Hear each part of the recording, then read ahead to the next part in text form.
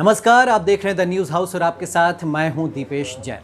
तो अमेरिका से लिए आईडीए पर बीजेपी इस कोरोना काल में भी जमकर प्रचार प्रसार में जुटी हुई है।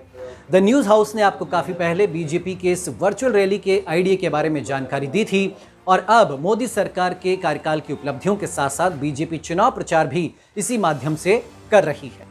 तो गुरुवार को मध्य प्रदेश के लिए बीजेपी के राष्ट्रीय अध्यक्ष जेपी नड्डा ने एक ऐसी ही वर्चुअल रैली को संबोधित किया।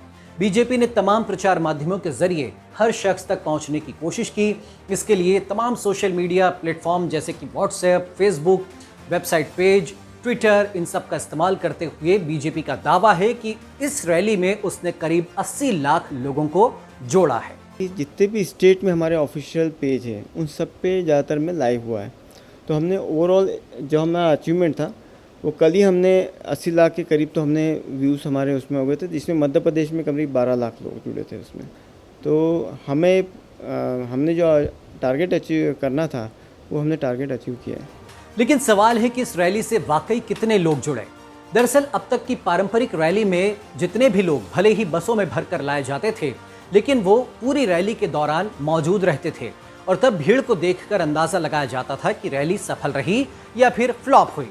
लेकिन वर्चुअल रैली में ऐसा अंदाजा लगा पाना उतना मुमकिन नहीं है, क्योंकि यहाँ पर 2 घंटे के भाषण के दौरान अगर कोई 2 मिनट भी इस रैली से जुड़ा तो वो काउंट हो जाएगा और तब ये कह पाना बड़ा मुश्किल होता है कि वाकई कितने लोगों ने इस पूरी रैली को देखा और सुना है। इसीलिए कांग्रेस भी बीजेपी के इस दावे पर सवाल खड़े कर रही है। भारतीय जनता पार्टी झूठ और फैलान करने की मास्टर पार्टी।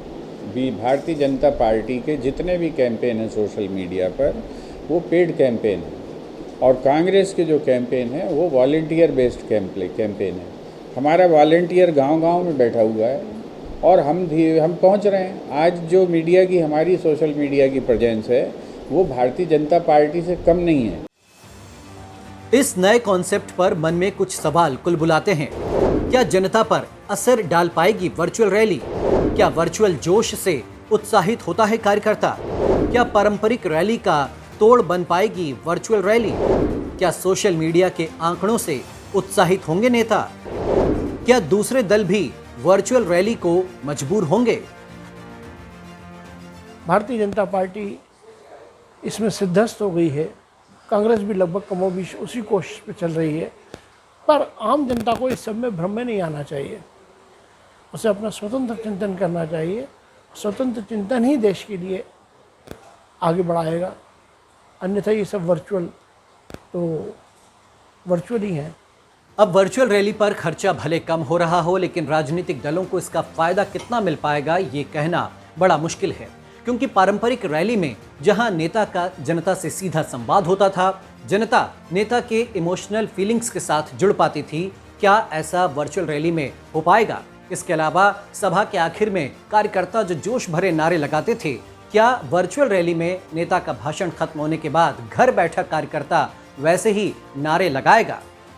खैर, फिलहाल तो हाईटेक प्रचार का दौर है। ऐसे में देखना है कि बीजेपी कब तक इस नए पैटर्न पर बने रहती है और क्या कोरोना काल के बाद वो पारंपरिक सभाओं की तरफ लौटती है, और क्या इस बीच में कांग्रेस कुछ ऐसा नया एक्सपेरिमेंट करेगी या फिर वो पारंपरिक रैलियों का इंतजार करेगी। लेकिन तब तक उपचुनाव के लिए फिर कांग्रेस के पास क्या तोड़ होगा बीजेपी की इस वर्चुअल रैली का। कैमरामैन संजय अंकिल के साथ द न्यूज हाउस के लिए दीपेश जैन।